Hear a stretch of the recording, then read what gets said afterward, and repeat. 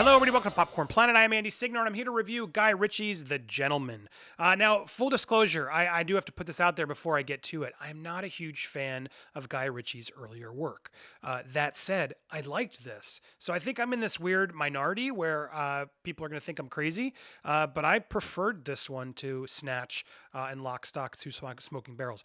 Look, I liked those movies. I respected those movies, is what I'm going to say. The first one I saw was Snatch, Brad Pitt. I got it. It was cool, stylized. I liked it, but I had such trouble understanding the accents, and it felt like a little too smart for its own good. I was a lot younger. That was like 98. I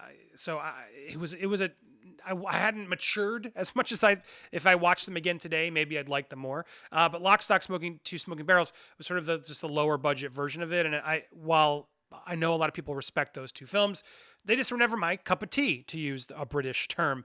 But I never disliked them. I just never wanted to go back and rewatch them. So I've sort of not been a huge Guy Ritchie fan, but I have seen, obviously, his other films. The Sherlock Holmes series, I thought he did a pretty good job at.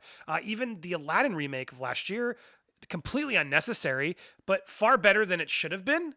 I guess is the compliment I'll give it. I didn't despise myself watching it. I didn't understand why it was there, but I thought he did a pretty good job given how difficult that was. And The Man from U.N.C.L.E. I also thought was pretty entertaining. But then you got like King Arthur and not sold on that one. So he's had a mixed bag, I think, throughout his career. And Rock and Rolla, I never actually watched that one. But he's definitely always come back to this genre of sort of the British crime bosses. And what sells this movie, obviously it's more in tune to that sort of genre that he does, the Snatch, the Lock, Stock, Two Smoking Barrels sort of style. But what really makes this one work is the cast. The cast is fantastic in this film. Primarily, I would say the supporting turn from Hugh Grant is what everybody's talking about, but it was the first thing I talked about when I left and gave my sort of initial thoughts. Hugh Grant is so unexpected and fun and bizarre. I haven't seen him ever do a role like this. It's just a big, fun, chewing on the scenery type of role.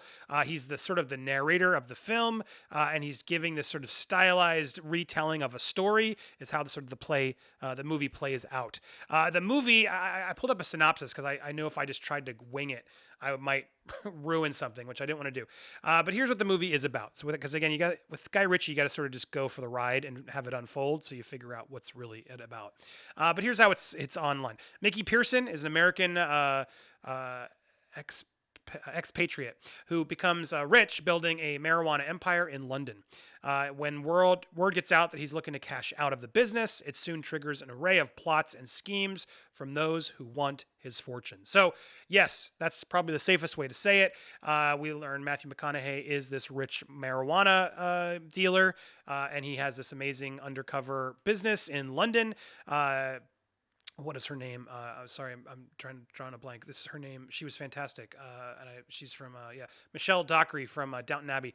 She's his wife, and she has a great character. And then we have Charlie Hunnam as his sort of assistant partner, who helps him sort of do things. And then we have these other supporting characters who have different parts in the play that I don't want to get too into. But Hugh Grant sort of starts the movie with Charlie Hunnam, and is basically telling the story and seemingly knows more than they want him to know.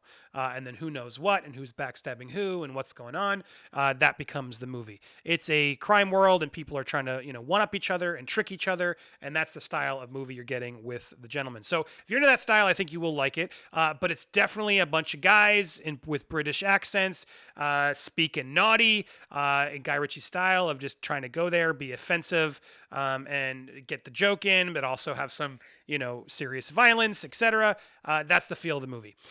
Hugh Grant, again, like I said, to stand up, but so is Colin Farrell. Colin Farrell turns in a very interesting supporting role. He shows up sort of later in the film.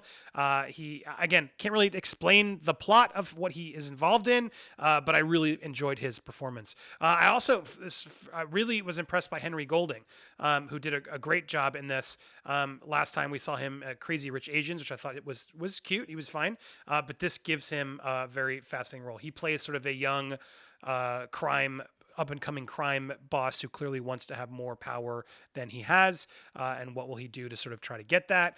That's how the film plays out. So, look, I really enjoyed the film. The film is a lot of fun. There's some fun sequences, some fun surprises, fun twists, some really funny dialogue. It takes a little bit to get going. It's for me, but then once sort of you understand, okay, this is Hugh Grant telling the story. Matthew McConaughey is in charge. He's the dealer. You sort of just need to know those players as it goes. And then Charlie Hunnam is his assistant, sort of listening to the story.